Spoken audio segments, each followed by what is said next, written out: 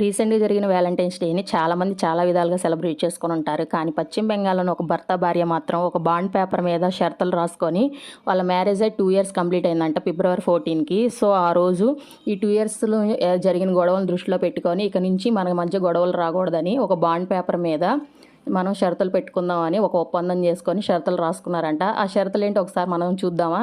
భర్తకు భార్య పెట్టిన షరతులు: భోజనం చేసేటప్పుడు కుటుంబ సంబంధ విషయాలు మాత్రమే మాట్లాడుకోవాలి, స్టాక్ మార్కెట్ ట్రేడింగ్ గురించి మాట్లాడకూడదు, బెడ్రూమ్లో లాభాల నష్టాల గురించి మాట్లాడకూడదు, బిట్కాయిన్ క్రిప్టో అని భార్యను పిలవడం మానేయాలి, రాత్రి 9 గంటల తర్వాత ట్రేడింగ్ సంబంధించిన యాప్స్ వీడియోలు చూడకూడదు.